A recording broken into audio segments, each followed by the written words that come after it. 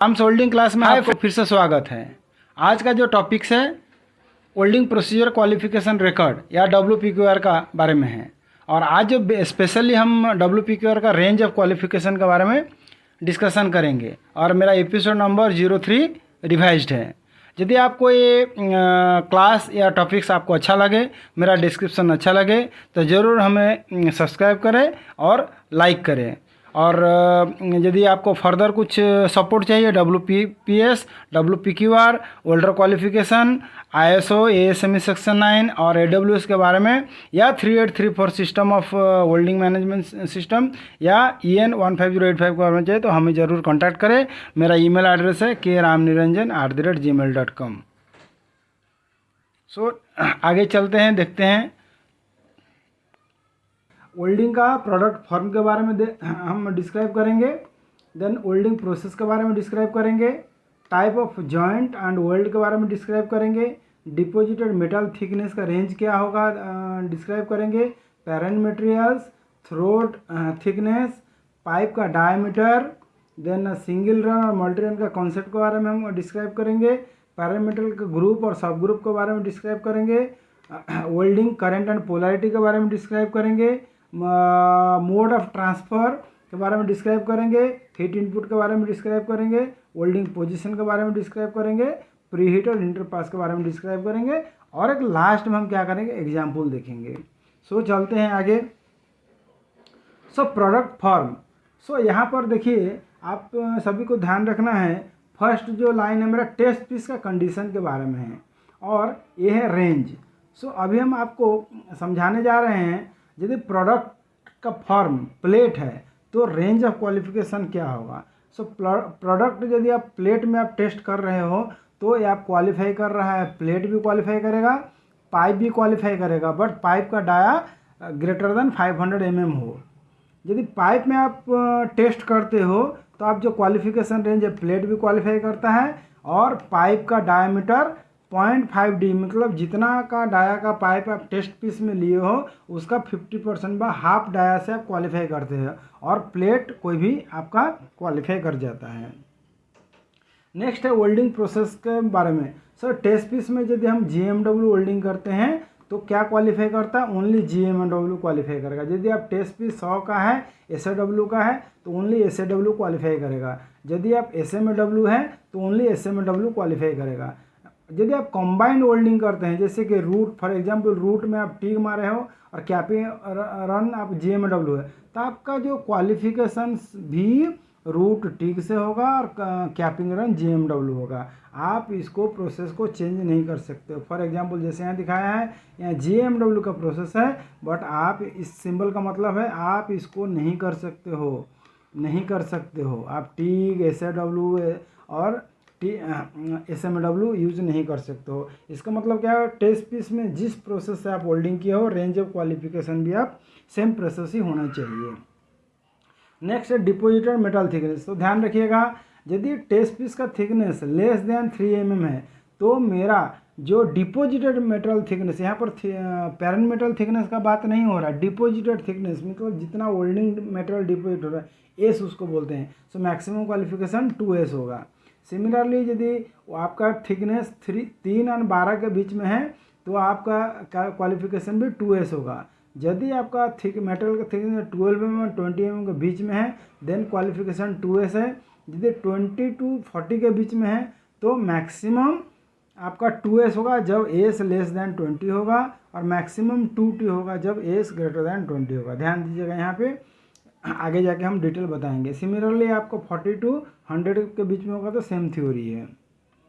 Next test piece का material thickness के बारे में, आप वहाँ पहला जो स्लाइड था डिपॉजिटेड मेटल थिकनेस के बारे में था, तो यहाँ पर हम एग्जांपल लेकर बताएंगे। यदि मेरा एक test piece 12 mm to 20 mm के बीच में है, less than equal to 20, so for example मेरा टेस्ट पीस का थिकनेस 20 mm है, तो मेरा जो T है 20 mm है और एस भी यहाँ पर 20 mm है। कहाँ है एस 20 mm, क्योंकि फुल पेनिट्रेशन जॉइंट है, इसलिए एस यहाँ पर थिकनेस का बराबर है।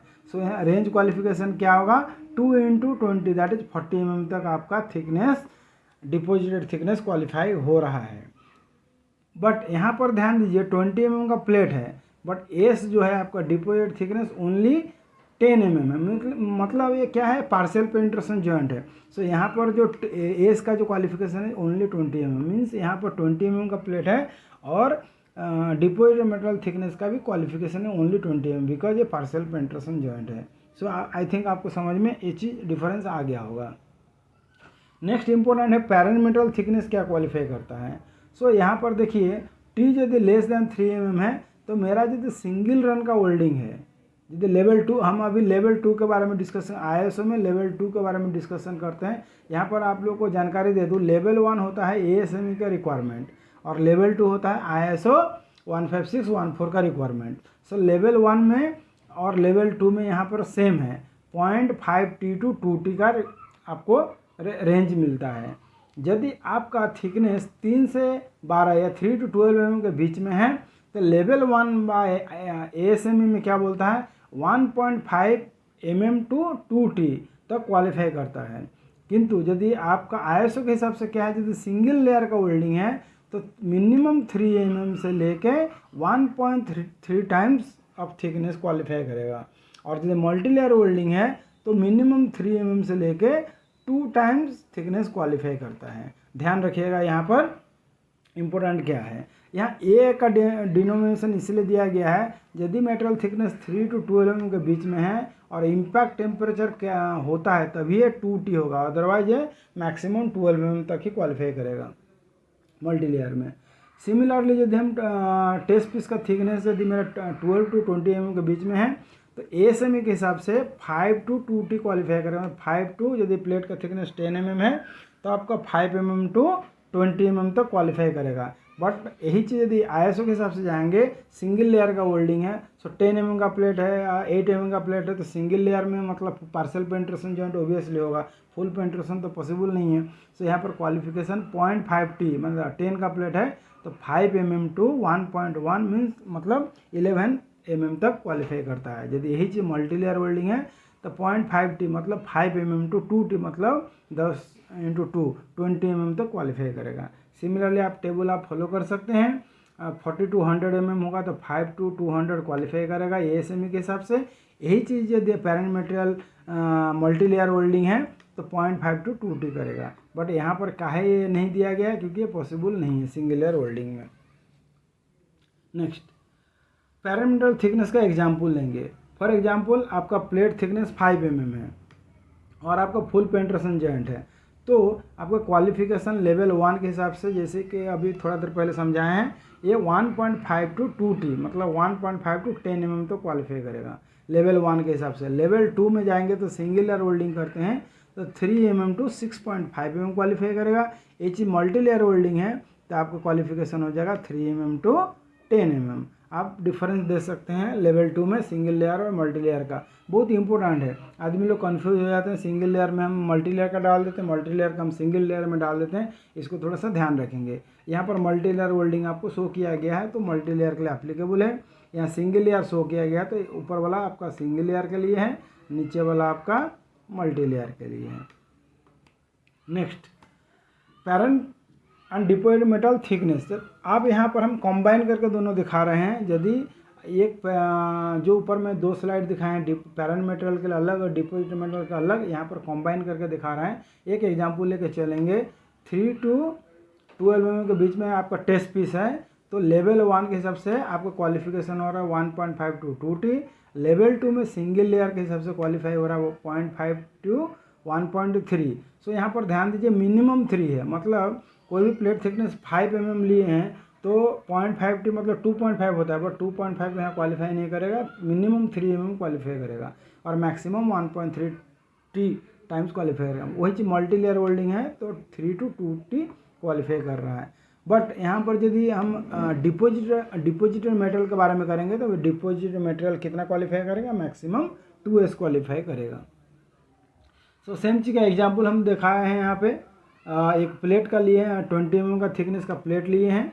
सो यहाँ पर देखिए लेवल 1 के हिसाब से T का रेंज है 5 to 40 एंड S का रेंज है मैक्सिमम 40। बट यही चीज़ लेवल 2 में जाएंगे, सिंगल लेयर में क्वालिफाई हो रहा है 10 to 22 एंड S का रेंज है मैक्सिमम 8 mm, बिकॉज आपका पार्शियल पेनिट्रेशन जॉइंट 4 mm का है।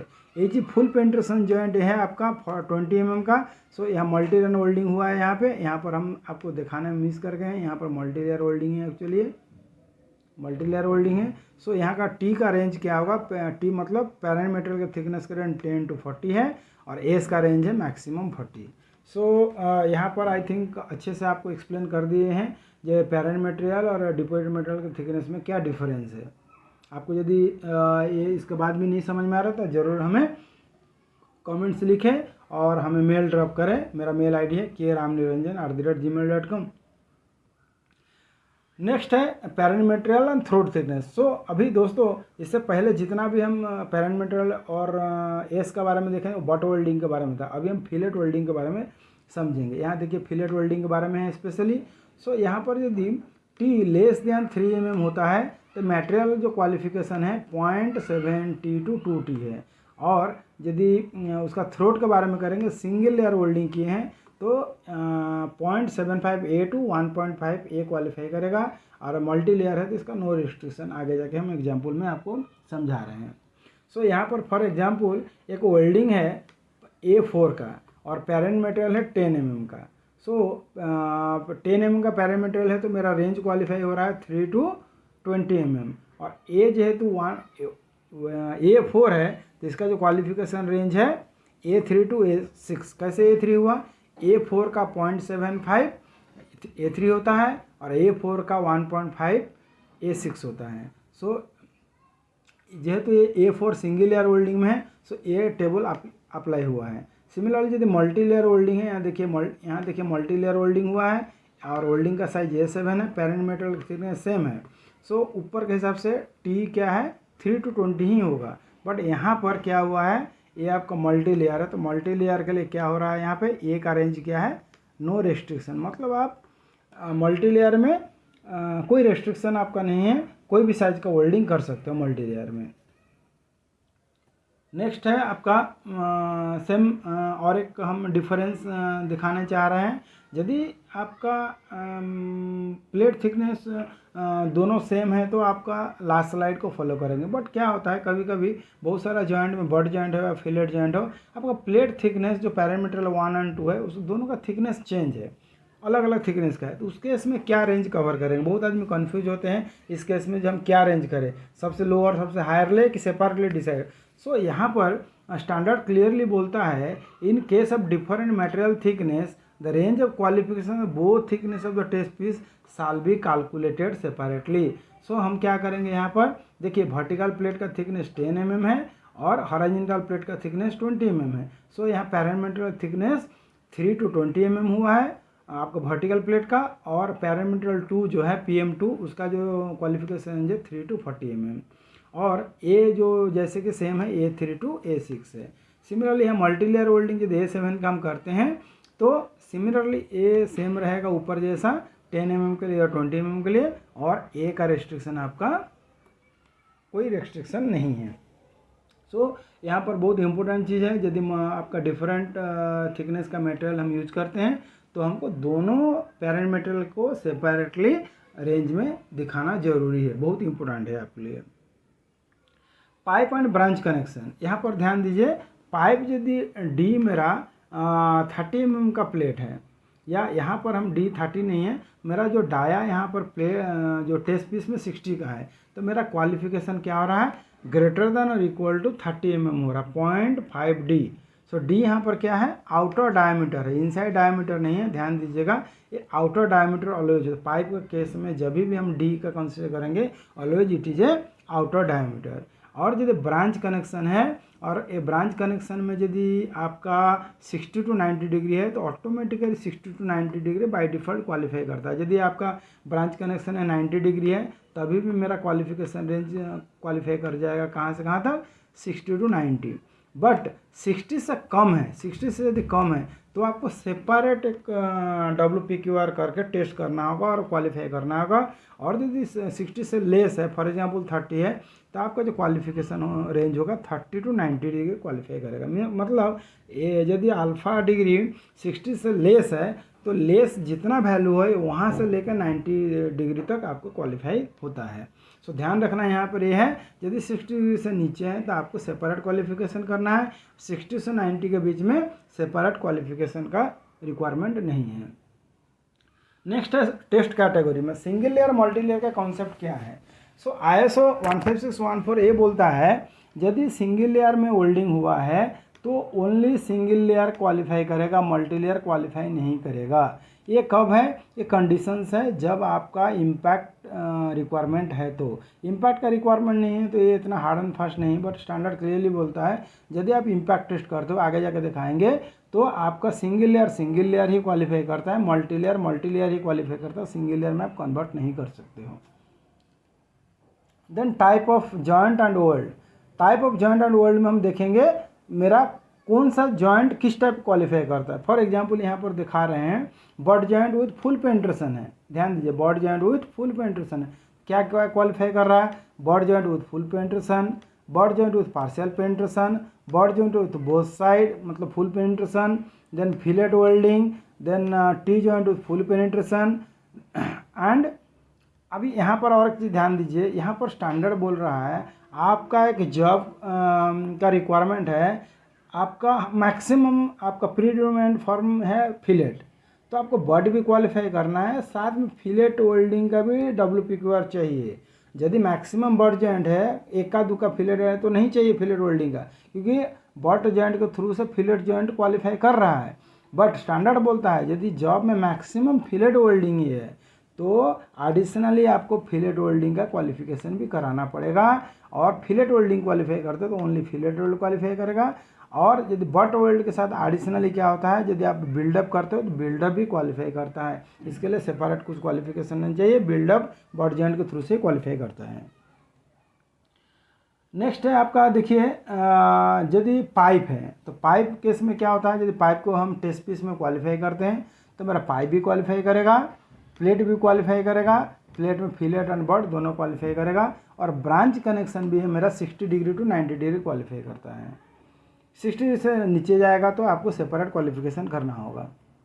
नेक्स्ट है यदि मेरा T joint with full penetration है तो क्या क्वालिफाई कर रहा है, T joint with full penetration, T joint with partial penetration and fillet welding. But यदि आपका T joint with partial penetration है तो फुल पेनिट्रेशन जॉइंट आपको नहीं कर सकते हैं, ये अलाउ नहीं है, vice versa not allowed. Next है टी, यदि आपका फिलेट वेल्डिंग है तो ओनली फिलेट वेल्डिंग क्वालिफाई करता है और दूसरा कोई क्वालिफाई नहीं करेगा। नेक्स्ट आपका क्या बोल रहा है, यदि एक वेल्डिंग बट जॉइंट है विदाउट बैकअप बार है, यहाँ ध्यान दीजिए बैकअप बार यहाँ पे नहीं है, फुल पेनिट्रेशन विदाउट बैकअप बार है, तो बैकअप बार भी क्वालिफाई करता है, आइदर मेटल बैकअप हो या सेरामिक बैकअप हो रहा है, any form of backup bar हो। और इसके साथ ये बोथ साइड वेल्डिंग भी क्वालिफाई करता है और पार्शियल पेनिट्रेशन जॉइंट भी क्वालिफाई करेगा। नेक्स्ट देखेंगे यदि आपका test piece made from single side है और बोथ साइड है तो आपका बैकअप बार के साथ भी क्वालिफाई करता है, मतलब आप एक वेल्डिंग जॉइंट किए हो और आपका बोथ साइड से वो फुल पेनिट्रेशन जॉइंट है तो आपका बैकअप बार के साथ सिंगल साइड से भी आप क्वालिफाई कर सकते हो। ऐसा नहीं है आपको बोथ साइड से करना, बैकअप बार यूज कर रहा है और सिंगल साइड से आप वेल्डिंग करो देन भी एक्सेप्टेबल है। नेक्स्ट यदि आपका butt joint multi layer single layer का जैसे कॉन्सेप्ट समझा रहे थे, यदि आपका इम्पैक्ट रिक्वायरमेंट है तो सिंगल लेयर को सिंगल लेयर ही करेंगे, मल्टी लेयर हम नहीं कर सकते हैं जैसे आपको समझाए थे। सिमिलरली यदि मल्टी लेयर है तो आप इसको सिंगल लेयर में कन्वर्ट नहीं कर सकते हैं, ये ओनली केस है इम्पैक्ट रिक्वायरमेंट रहेगा तो, अदरवाइज आप इसको कंसिडर कर सकते हैं। नेक्स्ट यदि आपका बफर लेयर कोई जॉइंट में रिक्वायरमेंट है, इसको क्वालिफाई करना है तो बफर लेयर क्वालिफिकेशन करने के लिए आपको बट जॉइंट के साथ बफर लेयर करके उसको टेस्ट करना है और क्वालिफाई कराना है।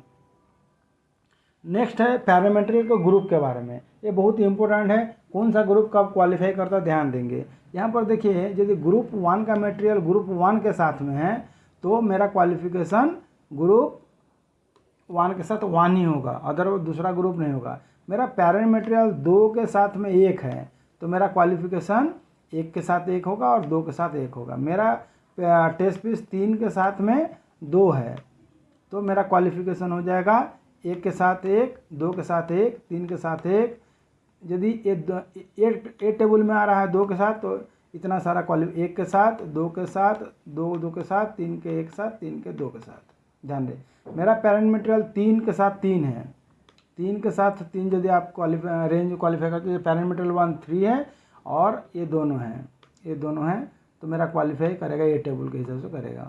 क्या क्या है, 1 के साथ 1, 2 के साथ 1, 2 के साथ 2, 3 के साथ 1, 3 के साथ 2, 3 के साथ 3। ये बहुत आदमी यहाँ पर कन्फ्यूज हो जाते हैं, इसको ध्यान से आप इसको टेबुलेशन कर सकते हैं।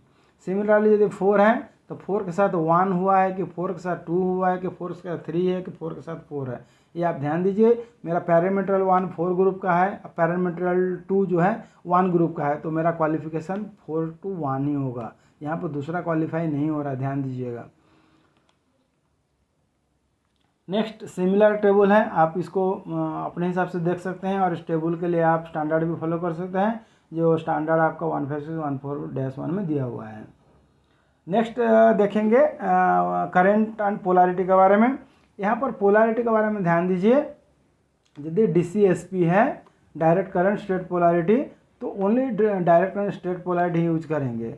DCSP का ये आपका ये है, इलेक्ट्रोड जब पॉजिटिव रहता है इसको DCSP बोलते हैं।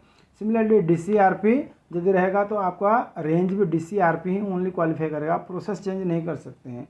AC है तो आप AC ही यूज करें।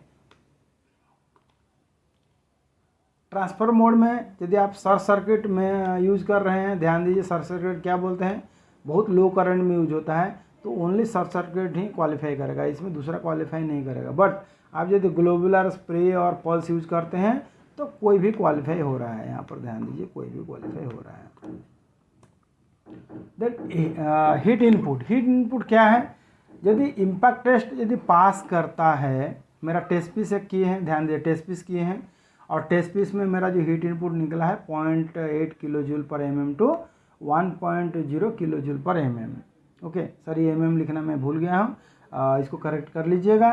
सो एक्चुअल रेंज जो कवर होगा आपका इम्पैक्ट टेस्ट करेंगे तो 25% हायर क्वालिफाई करेगा, मतलब यहाँ 1.0 kilo joule per mm to 1.25 kilo joule per mm।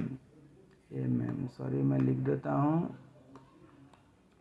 यदि यहाँ पे मैं कलर थोड़ा सा चेंज करता हूँ, कलर का चेंज कर दिया। ओके, हार्डनेस यदि हम करते हैं, मेरा टेस्ट पीस में 0.8 टू 1.0 है, तो मेरा एक्चुअल -25% तक अप्लाई करेगा। सो यहाँ 0.6 टू 0.05 पर mm। ओके राइट, यदि दोनों हम करते हैं, इम्पैक्ट भी करते हैं और हार्डनेस भी करते हैं, तो ±25% मेरा रेंज क्वालिफाई करता है। सो यहाँ पर ध्यान दीजिए, यदि मेरा टेस्ट पीस में 0.8 से 0.1.0 है, तो मेरा जो रेंज क्वालिफाई कर रहा है 0.6 kilo joule to 1.25 kilo joule per mm qualify करता है। सो यहाँ ध्यान दीजिए, एक बहुत इंपॉर्टेंट चीज़ है, आपका करंट वोल्टेज ऐसा रखना है ट्रैवल स्पीड, सो दैट जो आपका जो क्वालिफिकेशन रेंज हीट इनपुट का है वो मैच हो, वो ये जो इसका रेंज का बाहर ना जाए। होल्डिंग पोजीशन में बहुत इंपॉर्टेंट है, आप जिस पोजीशन में टेस्ट क्वालिफाई करते हो वही पोजीशन ही क्वालिफाई करता है, दूसरा पोजीशन यहाँ पर क्वालिफाई नहीं करता है, ध्यान रखिएगा। यहाँ पे ये पूरा हर एक पोजीशन के लिए एप्लीकेबल है। किंतु यहाँ पर आदमी लोग कंफ्यूज हो जाता है, ओल्डर का किंतु अलग होता है। ओल्डर यदि पीबी में क्वालिफाई है तो पीए-पीबी के लिए क्वालिफाई करता है, बट WPQR जिस पोजीशन में क्वालिफाई है वही पोजीशन के लिए क्वालिफाई होता है।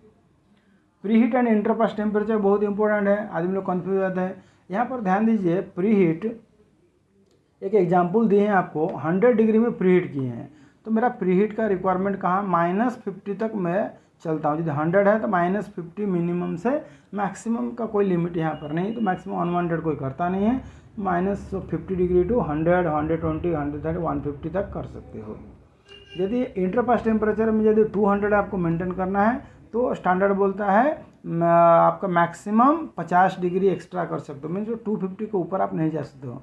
आप लोअर में जा सकते हो, 100 degree, 50 degree, 150 degree interpass maintain कर सकते हो, बट 250 डिग्री से ज़्यादा नहीं कर सकते हो। बट यही यदि इंटरपास आप टेस्ट पीस में 250 करते हो तो आप यहाँ पर 50 डिग्री प्लस करके भी चल सकते हो। सो टेस्ट पीस का अगेंस्ट में आपका रेंज ऑफ क्वालिफिकेशन मिलता है। सो यहाँ पर फ्रेंड्स एक बहुत इंपॉर्टेंट चीज़ है, हम आपको एग्जाम्पल देकर बता रहे हैं। ये जो पहला जो आप टेबल देख रहे हैं, फर्स्ट टेबल जो देख रहे हैं, ये टेस्ट पीस का कंडीशन है। इसमें क्या क्या है इंपॉर्टेंट बहुत चीज़ देखिए। यहाँ पर है पेरेंट मटेरियल के बारे में हम डिस्क्राइब कर रहे हैं। ग्रुप 1.2 का है, पेरेंट मटेरियल 1 भी 1.2 है, 2 भी 1.2 का है। प्लेट का थिकनेस 20 mm का है। होल्डिंग पोजीशन PB है। फिलेट होल्डिंग का साइज 2.1 है। और ये क्या है, सिंगल लेयर का होल्डिंग है। और यहाँ पर आपका करंट भी दिया हुआ है, वोल्टेज भी दिया हुआ है, पोलैरिटी भी है, ट्रैवल स्पीड है, और हीट इनपुट 0.4 से 0.44 है, और मेटल ट्रांसफर स्प्रे है। सो यहाँ पर स्प्रे एक्चुअली होगा नहीं, ये मिस्टेक है, एक्चुअली ग्लोबुलर होगा। यहाँ पर फिलर मटेरियल का ग्रेड दिया हुआ है, सील्डिंग गैस का डिटेल्स है, और कॉन्टैक्ट टिप का हाइट क्या है, गैस फ्लो क्या है, टॉर्च एंगल क्या है, इंटरपास कितना है, प्रीहीट है कि नहीं है, पोस्ट वेल्ड हीट है कि, ये सब डिटेल्स दिया हुआ है आपका टेस्ट पीस का रिकॉर्ड। उस आधार पे हम क्या करेंगे, रेंज ऑफ क्वालिफिकेशन डिसाइड करेंगे। सो इसी का हम रेंज आके आपको जैसे अभी कुछ स्लाइड्स पहले आपको जो एग्जांपल दिए थे, उसी का हम अभी रिप्लिका देखेंगे। यहाँ पर देखिए प्रोडक्ट फॉर्म में क्या है, हम होल्डिंग किए प्लेट में, तो क्या क्वालिफाई कर रहा है, प्लेट भी क्वालिफाई कर रहा है, पाइप भी कर रहा है 500 mm का एबव, एंड 150 के ऊपर भी क्वालिफाई करता है, बट कुछ कंडीशंस है, कुछ पोजीशन का लिमिटेशंस है। होल्डिंग प्रोसेस में क्या है, 135 मीन्स मतलब हम मैग होल्डिंग करते हैं तो ओनली मैग होल्डिंग ही क्वालिफाई करेंगे, दूसरा प्रोसेस हम यूज नहीं कर सकते हैं। Deposited metal thickness fillet holding है, इसलिए डिपोजिटेड मेटल थिकनेस एप्लीकेबल यहाँ नहीं है, ओनली बॉडी जॉइंट के लिए एप्लीकेबल है। यहाँ पर फिलेट होल्डिंग टी जॉइंट है, ओनली टी जॉइंट ही करेंगे, यहाँ पर दूसरा जॉइंट हम क्वालिफाई नहीं हो रहा है। पैरामेटेरियल यदि 1.2 है तो ओनली 1 के साथ 1 ही क्वालिफाई हो रहा है। पैरामेटेरियल थिकनेस 20 mm है तो आज पर स्टैंडर्ड 3 से 40 mm क्वालिफाई हो रहा है। थ्रोट थिकनेस 2.1 है तो मेरा 1.5 टू 3.15 मेरा ए क्वालिफाई हो रहा है। सिंगल रन होल्डिंग है, ओनली हम सिंगल रन कर सकते हैं, मल्टी रन नहीं कर सकते, क्योंकि हम यहाँ इम्पैक्ट रिक्वायर, मेरा जो जॉब है इसमें इम्पैक्ट टेस्ट का रिक्वायरमेंट है, इसलिए सिंगल लेयर होल्डिंग है तो ओनली सिंगल लेयर ही क्वालिफाई करता है। आउटसाइड डायमीटर यहाँ पर एप्लीकेबल नहीं है, तो यहाँ पर हम दिए नहीं हैं। फिलर मटेरियल का डेजिग्नेशन जो है, आप सेम फिलर मटेरियल यूज करना है, इक्विवेलेंट करना है, आप चेंज नहीं कर सकते हो। मेक आप चेंज कर सकते हो, इक्विवेलेंट रहना चाहिए। यहाँ सी मार्क स्पेशल केस में है, सब चीज़ में सी मार्क नहीं चाहिए, आपका वो आपका इंटरनल रिक्वायरमेंट है। फिलर मटेरियल का साइज भी बहुत इंपॉर्टेंट नहीं है, साइज यहाँ पर मायने नहीं रखता है, आपका मेन हीट इनपुट इंपॉर्टेंट है, आपको हीट इनपुट आपको मेंटेन करना है। डेजिग्नेशन ऑफ सील्डिंग गैस आपका सेम होना चाहिए, आप कुछ परसेंटेज है स्टैंडर्ड के हिसाब से, वो आपको उसी के रेंज में रखना है। बैकिंग गैस यहाँ एप्लीकेबल था नहीं, DCEP है तो ओनली DCEP ही क्वालिफाई करेगा, आप चेंज नहीं कर सकते हो। स्प्रे है तो पल्स ग्लोबुलर स्प्रे है, बट यहाँ पर एक्चुअली मेरा जो टेस्ट पीस में ग्लोबुलर था तो हम ग्लोबुलर पल्स स्प्रे क्वालिफाई करते हैं। मेरा हीट इनपुट टेस्ट पीस में 0.4 से 0.44 था, तो मेरा जो क्वालिफिकेशन रेंज है 0.3 टू 0.44 है, क्योंकि यहाँ मेरा 0.75 लोअर गए हैं, क्योंकि मेरा फिलेट होल्डिंग है, यहाँ ओनली हार्डनेस अप्लाई किए हैं। होल्डिंग पोजीशन PB है तो ओनली PB क्वालिफाई कर रहा है। इंटरपास 200 है तो 200 है, यहाँ आप -50 भी +50 भी आप मेंशन करके 250 भी लिख सकते हो। पोस्ट हीटिंग रिक्वायरमेंट नहीं है और post weld heat treatment requirement नहीं है।